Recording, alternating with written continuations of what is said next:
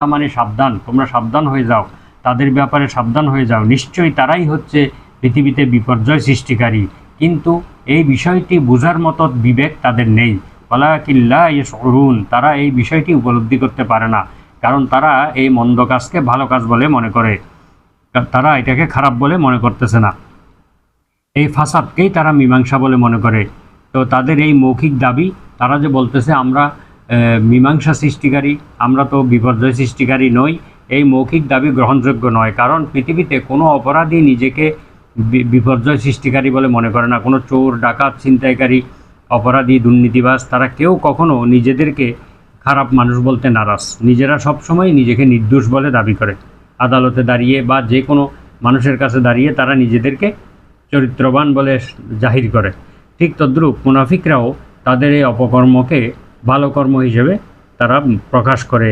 প্রত্যেক যুগের মুনাফিকদের এই চরিত্র একই রকম পাওয়া গিয়েছে, কোনো সময় এর ব্যতিক্রম হয় না।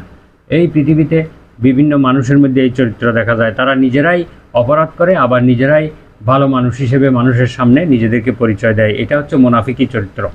তো এই তিনটা আয়াতের মধ্যে আমরা মুনাফিকদের কিছু চরিত্র আমরা জানতে পেরেছি। সেটা হলো তাদের অন্তরের মধ্যে একটি ব্যাধি রয়েছে, মনের মধ্যে কুফরি লালন করে আর মুখ দিয়ে তারা ইমানের প্রকাশ করে। এই ধরনের চরিত্র যদি কারোর মধ্যে থাকে তাহলে সে কিন্তু মুনাফিক হয়ে যাবে। তাই আমরাও মনে এবং মুখে একই বিশ্বাসে, একই মনের কথা এবং মুখের কথা এক হতে হবে, মনের কথা অনুযায়ী আমাদের কার্যক্রম পরিচালিত হতে হবে, তাহলেই আমরা ইমানদার হতে পারবো, নতুবা আমরা মুনাফিক হয়ে যাব। তো এইভাবে পৃথিবীর বুকে কোনো বিপর্যয় সৃষ্টি করা যাবে না, ও কাফিরদের সঙ্গে এবং মুমিনদের সঙ্গে যুগপৎভাবে সম্পর্ক রক্ষা করা যাবে না, কম্প্রোমাইজ করে চলা যাবে না, একমুখী হতে হবে, হয়তো আল্লাহমুখী হতে হবে অথবা কাফেরদের দিকে হতে হবে। কোনো দুই দিকে সম্পর্ক রাখলে সে কিন্তু আর মুমিন থাকবে না, সে মুনাফিক হয়ে যাবে। এই জন্য আমাদেরকে দ্বীনি ব্যাপারে একমাত্র দ্বীনের পক্ষে, ইসলামের পক্ষে থাকতে হবে। দুনিয়াবি কাজ কারবারের ক্ষেত্রে আমরা লেনদেনের ক্ষেত্রে সবার সঙ্গে আমরা মিলেমিশে চলবো, এটা ঠিক আছে, সামাজিক সম্প্রীতি রক্ষা করব, কিন্তু দ্বীনের ব্যাপারে কখনো আমরা কারোর সঙ্গে কম্প্রোমাইজ করব না। আমাদের দ্বীনকে সামান্য স্বার্থের বিনিময়ে আমরা বিক্রি করব না।